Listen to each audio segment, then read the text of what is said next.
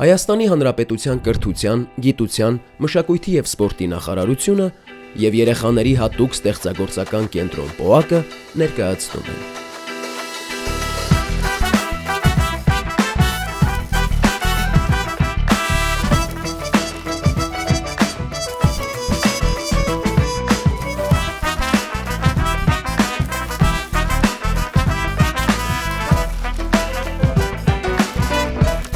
Քո արվեստը դպրոցում։ Մեր այսօրվա ճանապարհը դեպի Գեղարքունիքի մարզ ձգվեց, քաղաք Գավառ։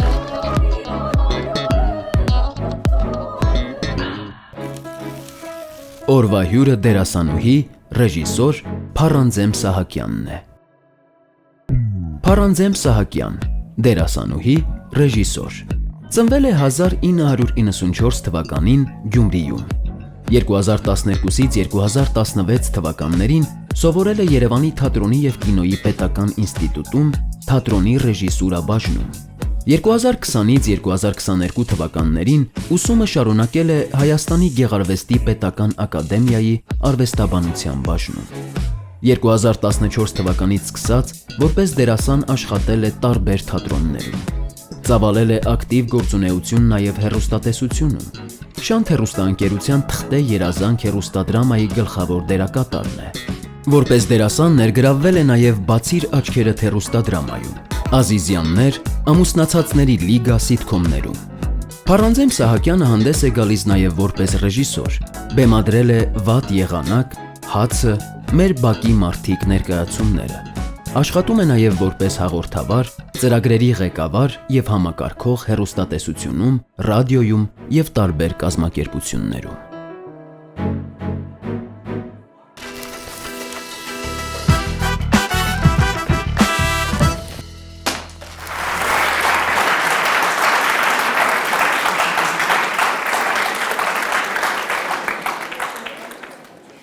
Բարև ձեզ, ես Փառանձեմն եմ, ուզում եմ նախ պատմել իմ անվան մասին, հետո նոր շարունակել, ինչու, որովհետև դա շատ հետաքրքիր պատմություն է։ Իմ անունը դրել են Լիլիթ,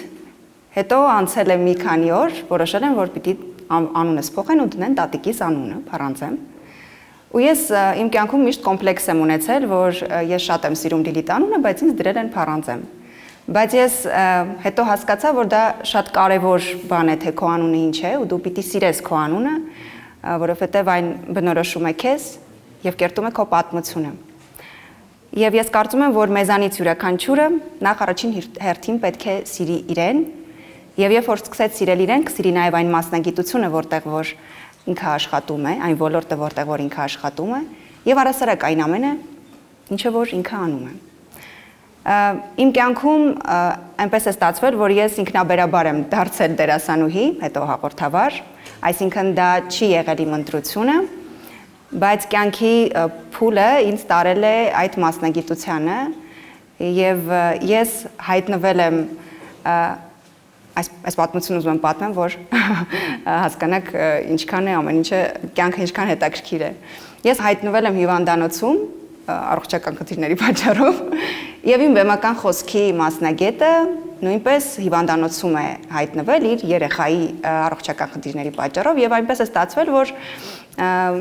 երեխան վազելով եկել է մեր սենյակ, ինձ հետ նայել է մուլտ,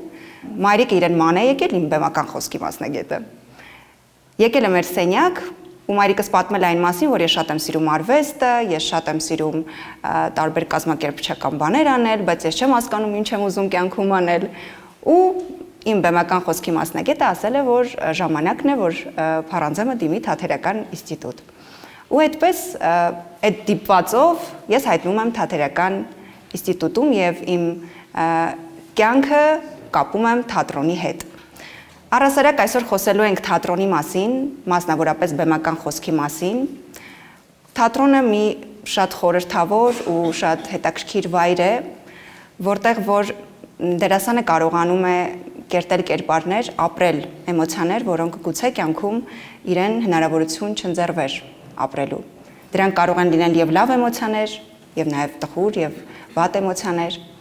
բայց ինչով է մեր մասնագիտությունը առանձնանում, նրանով, որ ինչը որ մենք կյանքում չենք հասցնում անել, այն իրավիճակները, որ մենք կուզենայինք, որ հայտնվենք նմանատիպ իրավիճակում, մեր մասնագիտության շնորհիվ մենք հայտնվում ենք այդ իրավիճակներում եւ ապրում ենք այդ էմոցիաները, որոնք որ կյանքում չենք ապրել։ Իսկ ինչ վերաբերում է բեմական խոսքին, ուզում եմ ձեզ ասել, որ շատ կարևոր է, որ մենք հասկանանք, որ բեմական խոսքը ոչ միայն առհասարակ քարվեստով զբաղվող մարդկանց համար չէ միայն, այն շատ կարևոր է ցանկացած մասնագիտության մեջ, որովհետև օրինակ եթե մենք գնում ենք հարցազրույցի, ենթադրենք աշխատանքի ենք ընդունվում, շատ կարևոր է թե մենք ինչպես ենք ներկայանում, ինչ ձայնով ենք խոսում, ինչ ձայնի բարձրությամբ ենք խոսում, ինչ ժեստեր ունենք մենք, եւ մեր ձայնը մեզ օգնում է լինել ավելի ինքնավստահ։ Կան այստեղ մարդիկ, ովքեր որ ձեռքով, օրինակ լսում է ինչ որ ձայնագրությամբ իր ձայնը, ու իր ձայնը դուրս չի գալիս։ Ահա։ Կարծում եմ շատ կլինեն նմանատիպ մարդիկ, ես նույնպես փոքր տարիքում, երբ որ առաջին անգամ ձայնագրությամբ լսեցի իմ ձայնը, խառնվեցի իրար ու ասեցի, ինչ վատ ձայն ունեմ, մի քիչ հաստ ձայն է, որը որ սովորական աղջիկները բարակ սիրուն ձայնով են խոսում, իմ ձայնը հաստ է, ինչ որ մի բան այն չէ իմ կյանքում, ու չէի սիրում իմ ձայնը։ Ու այդպես կոմպլեքսավորվում էի, նաև չէի կարողանում խոսել։ Եվ շատ հաճախ անգամ դպրոցում ես եղել եմ երեխա, որ ամաչել է ձեռք բարձրացնել։ Ես պատասխանել եմ այն ժամանակ, երբ որ ինձ հարցրել են դասը, իսկ երբ որ պետք է ես նախաձեռնեի դա, ես վախեցել եմ խոսել։ Ու ես կյանքում չէի մտածում, որ ինչ որ մի օր ես կլինեմ հանրային ոլորտում, կբարձրանամ բեմ, դերեր կխաղամ, կվարեմ ինչ որ համերգ, կամ օրինակ այսօրվա պես այս հանդիպման նման կխոսեմ այստեղից այսքան գեղեցիկ աչքեր ունեցող մարդկանց հետ։ Ուզում եմ ասել, որ ձեզանից շատերը կարող են ունենալ նմանատիպ մտքեր իրենց մեջ, որ իրենք վախենում են խոսել, կամ գուցե իրենց կարծիքը կամ այն միտքը, որ իրենք արտահայտում են, այդքան էլ լավը չէ, կամ այդքան էլ դուր չի գա մարդկանց, բայց ուզում եմ, որ հավատաք ինքներդ ձեզ ու վստահեք ինքներդ ձեզ, ու չվախենաք աշխարհում ոչինչից ու չմտածեք, որ դուք որևէ բան չեք կարող անել։ Առաջին հերթին պիտի հասկանաք, որ կյանքը մեզ մի անգամ է տրվում, ու եթե Աստված օրինակ մեզ տվել է մի շնորհ, ու մենք գտնում ենք, որ օրինակ ես լավ չգիտեմ, կարող եմ դերասան լինել կամ երգիչ, ինձ չպիտի խանգարի այն հանգամանքը, որ ես ինչ որ խմբի մեջ վախենում եմ ինքնաարտահայտվել։ Ու իմ կյանքի փորձը, ինչի եմ կիսվում ձեզ հետ, որովհետև ես եղել եմ երեխա, որ ամաչել է խոսել, կարծիք արտահայտել, ու երբեք չեմ պատկերացրել, որ գալու է այն օրը, որը որ ես այնքան եմ խոսելու, որ ինձ ասելու են մի շարունակի խոսել, հա։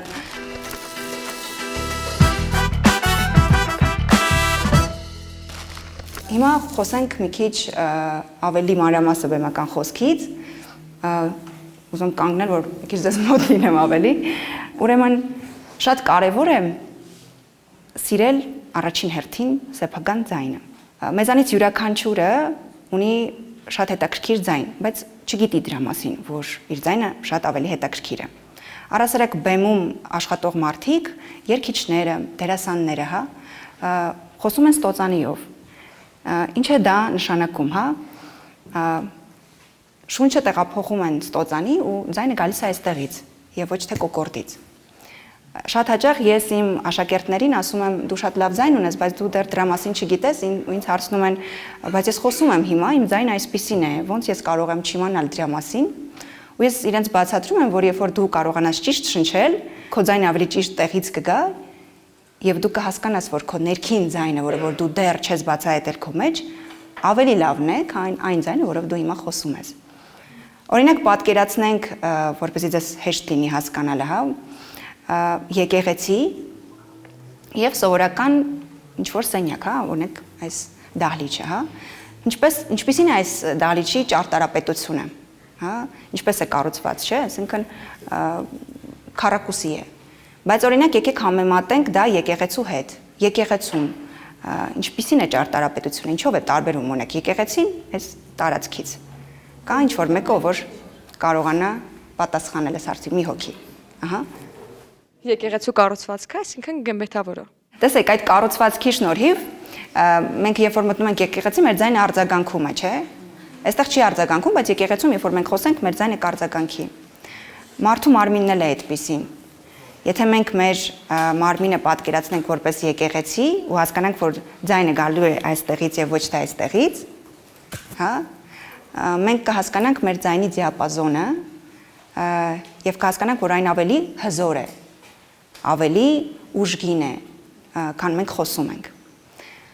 Ես նաեւ մի ուրիշ օրինակ եմ ուզում ձեզ բերել բեմական խոսքի հետ կապված, պատկերացրեք մի հատ գնդակ, որը որ ես վերցնում եմ ու պետք է շպրտեմ։ Եթե ես իրան այսպես եմ, հա, նետում, մոտավորապես ուր կհասնի, հա,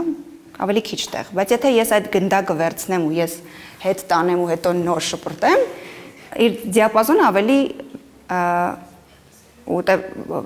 ավելի երկար կլինի։ Նույնը ձայնն է, երբ որ մենք կարողանում ենք կառավարել մեր ձայնը ու այն ճիշտ ձևով նետել, այնտեղ է հասնում։ Եվ դերասանի համար չափազանց կարևոր է դա, որովհետև եթե դու օրինակ խաղում ես մեծ թատրոնում, որտեղ որ 600 հոգանոց դահլիճ է ու դու պիտի միկրոֆոն չունես, հա, ու դու այդտեղ պիտի օրինակ ասես ինչ-որ մի տեքստ, որը շշուկով է, դա պիտի լինի շշուկով, բայց այդտեղ ամենավերջին շարքում նստածը պիտի լսի ու բեղավոր չի, որ ինքը վերջին շարքում է նստած, հա, ու ինքը տոմսը այդտեղ է գնել։ Ուրեմն ինչ պիտի անի դերասանը, նա պիտի խոսի այնպես, որ անգամ եթե ինքը խոսում է շշուկով, այդ շշուկը լսելի լինի։ Դրա համար գոյություն են տարբեր վարժություններ եւ վարժանքներ, որոնք անում են խոսքարվեստով զբաղվող մարդիկ եւ կոփում են իրենց ձայնը։ Եվ քանի որ դուք այն տարիքում եք, ովքեր որ նայում են հեռուստացույց ու շատ հաճախ ուզում եք դառնալ, հա, դերասան կամ չգիտեմ, երգիչ կամ այլ բան, որը որ կապված է հանրային ոլորտի հետ, ես շատ կուզենամ այս թեմայի մասին ձեզ հետ խոսել ու ասել, որ մենք պիտի մեր մասնագիտությունը ընտրենք ոչ թե նրա համար, որ մենք ուզում ենք հայտնվել հեռուստացույցի մեջ, այլ մենք պիտի ընտրենք մի ճանապարհ, որը որ մեզ հետաքրքիր է, մասնագիտությունը, որի արդյունքը հայտնվելն է հեռուստացույցի մեջ։ Որովհետև եթե մենք այդ տեսանկյունից չմոտենանք մեր մասնագիտությանը, այլ մոտենանք նրա համար, որ ինչ հաճելի է, որ բոլորը գալիս են ինձ հետ նկարվում են, մենք չենք սիրի մասնագիտությունը, չենք սիրի մեզ եւ այն ամենը, ինչ որ մենք անում ենք։ Դրա համար շատ կարեւոր է, որ եթե որոշել եք զբաղվել արվեստով, առաջին հերթին սիրեք արվեստը, հետո նոր սիրեք այն ամենը, ինչը որ դրա արդյունքն է լինելու, որովհետև գալու է մի շրջան, երբ որ ձեզ համար սովորական է լինելու, երբ որ ձեզ հետ նկարվում են, ձեզ համար սովորական է լինելու, երբ որ ձեզ ճանաչում են, երբեմն նույնիսկ կարող է այդքան էլ ոչ թե հաճելի չլինել, այլ ենթադրենք դուք գնում եք ինչ որ, չգիտեմ, սրճարան ու հաց եք ուտում ու ձեզ ինչ որ մեկ գալիս է հենց այդ պայն ասում եկեք նկարվենք, գուցե դա ձեզ այդքան էլ դուրս չի գա, ասեմ, սա մեր մասնագիտության այն կողմն է, որը որ ամենակարևորը չէ,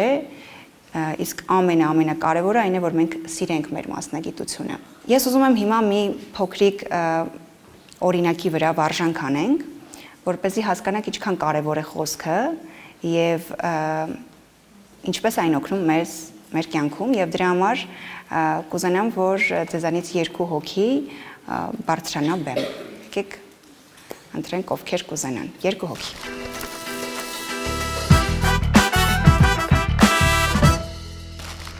Պատկերացրեք մի իրավիճակ, 2 մասնագետ գնում են հարցազրույցի աշխատանքի ընդունվելու եւ հիմա մեր գեղեցիկ աղջիկները խաղալու են այդ 2 մասնագետներին, որից հետո մենք կհասկանանք, թե ինչի համար է առասարակ այս վարժությունը։ Մոտեցեք, մեկը կարող եք կանգնել այստեղ, մյուսը այնտեղ։ Շատ բարի։ Ես հարցազրույցավարն եմ, ով որ իրենց ընդունելու է աշխատանքի։ Բարև ձեզ։ Բարև ձեզ։ Բարև ձեզ։ Ողջույն։ Ուզում եմ, որ մի քիչ ձեր մասին պատմեք ու ինչ եք որոշել ընդունվել աշխատանքի։ Ձեզանից սկսենք։ Չեք ուզում։ Լավ։ Լարի։ Այս մասնագիտությունը հատկապես գրավում է ինձ, քանի որ փոքր տարիքից երազել եմ ուսուցիչ դառնալ։ Եվ այժմ, երբ արդեն մեծացել եմ, ցանկանում եմ ինքս ստանձնել իմ ուսուցիչների պաշտոնը եւ զգալ, թե ինչպիսի զգացողություններ ունի իրական ուսուցիչը։ Որ ճիշտն ասեմ, այդքան շատ չեմ սիրում այս մասնագիտությունը, ու կարող եմ շատ խիստ ուսուցիչ դառնամ։ Այդքան է։ Ինչ եք կարծում, ինչ դժվարություններ կարող են լինել այս մասնագիտության մեջ եւ կարող եք արդյոք կառավարել խումբ, թե չէ։ Դա հիմնականում այդ պատասխանատվությունը լիդեր դառնալ, այսինքն առաջնորդել երեխեքին, դա շատ կարևոր իմ համար։ Ну, այդ երևի դժվարություն, այսինքն որ երեխեքը չլսեն, երևի այդ լինի։ Ու լավ տիրապետես դասավանդման փուլերին, այսինքն։ Իսկ դուք ինչ եք կարծում, դուք ինչ դժվարությունների կարող եք հանդիպել։ Կարծում եմ, որ ես ունեմ բոլոր այն հմտությունները, որոնք պետք կգան ուսուցիչ դառնալու համար։ Իսկ կնշեք մի հմտություն, որը որ կարծում եք, որ պետք է ուսուցչի համար, ու դրա համար մենք ձեզ պիտի ընդունենք աշխատանքի։ Կարծում եմ, որ ամենակարևոր հատկությունը ուսուցչի համար լիդեր լինելն է։ Քանի որ եթե դու չլինես լիդեր, չես կարող կառավարել մոտավորապես 30 հոգանոց դասարանը։ Եվ վերջին հարցը, ինչու հենց ձեզ պիտի ընդունենք աշխատանքի։ Որտեվ կարամ ճիշտ կառավարեմ։ Շատ բարի։ Իսկ ձեզ ինչու պիտի ընդունենք աշխատանքի։ Ես կարող եմ ստանձնել ուսուցչի բոլոր պարտականությունները եւ լավ կատարել իմ աշխատանքը եւ իհարկե սիրով։ Շատ բարի։ Հիմա եկեք հասկանանք, թե ինչու ներկայանում այս վարժանքը, հա, եւ փորձենք վերլուծել մեր երկու կերպարները, հա։ Մարդիկ են, ովքեր որ ստացել են կրթություն, որն է ուսուցչի, ենթադրենք, չգիտեմ, մաթեմատիկայի ուսուցիչ պիտի լինեք, հա, եւ գնացել են դպրոց, որպեսզի իրենց ընդունեն աշխատանքի։ Թվում է, թե բեմական խոսք այստեղ անհրաժեշտ չէ, բայց այստեղ շատ կարևոր է, հա։ Ունենք երկու կերպար, որտեղ որ մեկը մյուսից խիստ տարբերվում է։ Այդտեղից կարող ենք ասել, Մերին ընդունենք աշխատանքի, թե Լաուրային ընդունենք աշխատանքի։ Ահա։ Շնորհակալ եմ, դուք կարող եք արդեն նստել։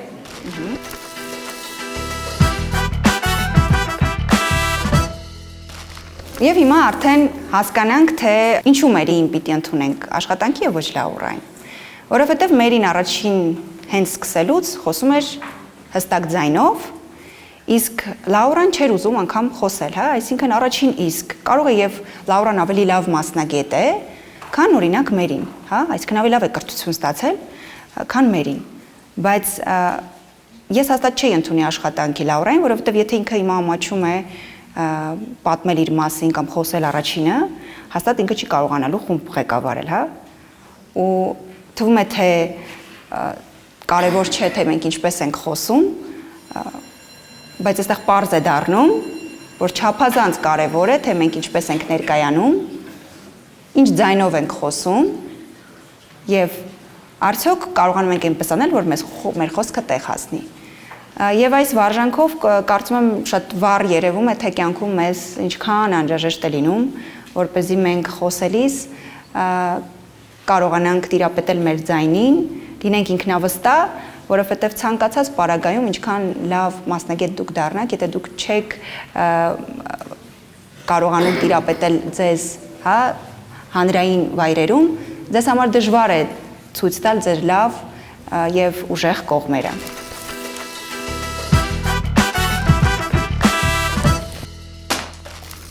Հաճախ եք մարմնավորում այնպիսի կերպար, որը ընդհանրապես ձեր հետ առնչություններ չունի, ու ինչպես եք հարմարվում այդպիսի կերպարներին։ Շնորհակալ եմ հարցի համար, շատ հետաքրքիր հարց է։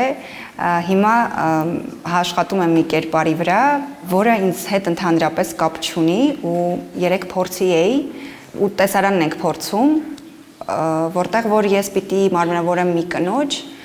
ով որ չի սիրում երեխաների, իսկ ես շատ եմ սիրում երեխաներին։ Ու ինքը իր սեփական երեխաներին չի սիրում, ու ինձ համար այնքան աբսուրդային է դա, որ չեմ ընկալում կերպարը։ Բայց շատ կարևոր է, որ մեր մասնագիտության մեջ, եթե անգամ դու չես համաձայնվում կերպարի հետ, դու պիտի ուսումնասիրես այն դրդապատճառները, որը ինքը ունի, տվյալ մարդը, հա, ու ինչի համար այս կամ այն բանը նա սիրում է կամ չի սիրում։ Եվ երբ որ ուսումնասիրես մարդուն, դու նաև կհասկանաս իրեն ու գուցե հասկանաս թե ինչի պատճառով նա այս կամ այն երևույթը անում է կամ չի անում։ Մեր մասնագիտությունը շատ մոտ է հոգեբանությանը, որովհետև մենք խաղում ենք մարդկանց, նաև պիտի ճանաչենք այդ մարդկանց, որպեսզի կարողանանք իրենց խաղալ։ Այնպես որ պիտի ուսումնասիրես մարդուն, սիրես մարդուն իր բոլոր կողմերով լավ եւ վատ։ Դա օգնում է ինձ, որպեսզի ես խաղամ մի կերպար, որը ինձ հետ ընդհանրապես կապ չունի։ Ինչն է ոգեշնչում ձեզ շարունակել ձեր աշխատանքը նույնիսկ ամենադժվար պահերին։ Առհասարակ Հայաստանում արվեստագետների համար մի քիչ դժվար է, որովհետև հատկապես երբ որ դու չես ուզում միայն կոմերցիայով զբաղվել, այսինքն միայն հայտնի պրոյեկտներում լինել, այլ խաղալ մի բան, որը որ փոքր լսարանի համար է։ Ես աշխատում եմ հիմա մի թատերախմբում, հա, Գյումրու երիտասարդական թատերախմբում, որը որ եկել է ցույց տալու մարդկանց, որ կարող է լինել նաև լավ ներկայացում, ոչ կոմերցիոն եւ դա կարող են մարդիկ դիտել։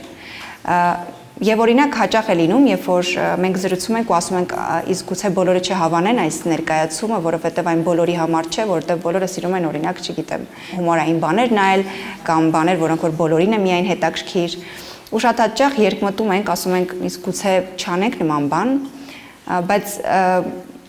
երբ որ բեմադրում ենք ներկայացումը ու շատ մեծ սիրով ենք դա անում, հասնում ենք նրան, որ ի վերջո կան մարդիկ, ովքեր որ սիրում են իրական արվեստը ու գալիս է դրա ետևից, այնպես որ մեզ օգնում են այն մարդիկ, թեկուզ փոքր, հա, լսարանը, բայց այն շատ որակով լսարանն է օգնում քեզ, որ դու չվախենաս ու հավատաս, որ քո արածը ինչ որ մարդու պետք է ու դա ինքնանպատակ չէ։ Այնպես որ կարծում եմ մարդիկ ու այն հանդիսատեսը, որը որ գալիս է օրինակ մեր ներկայացումները նայելու ու հավատ է ներշնչում, որ մենք ունենալու ենք մի հասարակությունում, որտեղ մարդիկ գնալու են թատրոն ոչ թե նրա համար, որ պոստերի վրա հայտնի մարդ կա, այլ նրա համար, որ իրենց հետաքրքիր է այդ ներկայացումը։ Որպես դերասանուհի ձեզ համար ո՞րն է թատրոնում ներկայացում խաղալը, թե ֆիլմերում նկարահանվելը։ Դրանք իրարից խիստ տարբեր եւ միևնույն ժամանակ շատ նման ոլորտներ են։ Նույն դերասանն է ֆիլմում եւ թատրոնում։ Ես չեմ կարող առանձնացնել, որովհետև ես երկուսն էլ շատ եմ սիրում։ Թատրոնը ինչու են հաճախ դերասանները, հա, ասում որ թատրոնն ավելի շատ եմ սիրում, որովհետև թատրոնում որ դու կերպարը բեմում խաղում ես, դու խաղում ես սկզբից մինչև վերջ, հա, ու կարողանում ես հանգիստ հասնել այն կուլմինացիոն պահին։ Իսկ կինոյում դու խաղում ես օրինակ առաջին նկարահանման օրը վերջին տեսարանը ու օրինակ պետք է որ մյուս նկարահանման օրը դու նկարահանվես առաջին տեսարանը ու այդ իմաստով ոնց որ դու չես կարողանում մարդու կյանքը ապրել սկզբից մինչև վերջ։ Ու դա երբեմն դուր չի գալիս դերասաններին։ Բայց ինձ դուր է գալիս երկուսն էլ, որովհետև թատրոնում դու խաղում ես մարդու կյանքը սկզբից մինչև վերջ, իսկ կինոյում դու պիտի 2 րոպեում կարողանաս մտնել կերպարի մեջ, որովհետև հենց ասեցին ռեկ, դու պիտի օրինակ պետք է լացել միանգամից սկսես լացելու այդ կոպիտ ասած մարտահրավերը ինձ շատ է դուր գալիս եւ ես կարծում եմ ու հույս ունեմ, որ Հայաստանում շատ կնկարահանվեն լավ ֆիլմեր ու մեր դերասանները հնարավորություն կունենան լավ ֆիլմերում նկարվել։ Ձեր սիրած ֆիլմերը ինչ ժանրերի եւ ինչ ֆիլմեր եք սիրում դիտել կամ այդտեղ ներկայանալ։ Կոնկրետ ժանր չեմ կարող առանձնացնել, թե ինչ ժանրի ֆիլմեր եմ սիրում։ Նախ առաջին հերթին ուզում ասեմ, որ ես սիրում եմ որակով ֆիլմեր, այսինքն այն ֆիլմերը, որոնք որ մեզ ինչ-որ բան են տալիս։ Կարող է դա լինել նաև կոմեդիա, պարտադիր չի որ, հա, դրամատիկ ինչ-որ ֆիլմ լինի, բայց շատ կարևոր է, որ ֆիլմը մեզ ասելիք տա եւ դրանից մենք ինչ-որ բան սովորենք։ Դրա համար կառանձնացնեմ այն բոլոր ֆիլմերը, որոնք որ մեր հոգուն կարող են մոտ լինել, բայց որ ասեմ կոնկրետ ժանր կա, որը որ առանձնացնում եմ, սուտ կլինի, չկա որևէ ժանր, յուրաքանչյուր ժանրում ինձ դուր են գալիս այն բոլոր ֆիլմերը, որոնք որ որակով են։ Շնորհակալություն։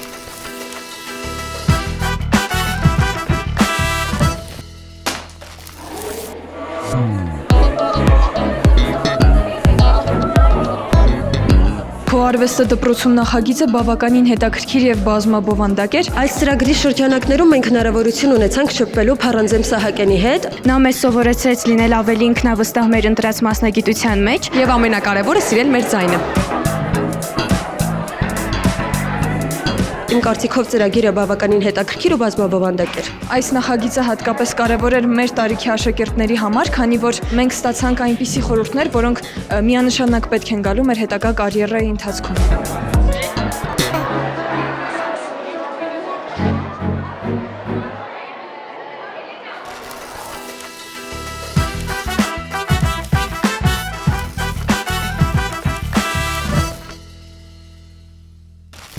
Գույներ, թե սև ու սպիտակ։ Գույներ, Լուսաբաց, թե մայրամուտ։ ծովի մոտ մայրամուտ, Սուրճ, թե թեյ։ սուրճ, թեթեյ, մենք երկուսն էլ, Ինքնաբուխություն, թե պլանավորում։ ինքնաբուխություն, Աշխատելիս լռություն, թե երաժշտություն։ երաժշտություն, Որն է ձեզ վրա ամենամեծ ազդեցությունն ունեցած գիրքը։ երևի փոքրիկ իշխան, Հայտնիներից ում հետ կցանկանայիք հանդիպել։ Դիկապրիո միանշանակ, Արվեստն ավելի շատ զգացողություն է, թե միտք։ միտք, Արվեստը ցավից է ծնվում, թե սիրուց։ ցավի ու սիրո միախառնում է ինձ համար, Ժամանակակից, թե դասական արվեստ։ ժամանակակից, Որն է արվեստագետի գերբնական ուժը։ հավատացնել մարդկանց, Նշեք մեկ բառ, որը լավագույն կերպով բնութագրում է ձեր արվեստը։ ազնիվ, Ինչն է ավելի կարևոր։ Ձևը, թե բովանդակությունը։ միանշանակ բովանդակությունը, Ինչն է ավելի դժվար։ Խոսել, թե լռել։ լռել, լռել, Որն է ձեր կյանքի կարգախոսը։ չվնասել մարդկանց,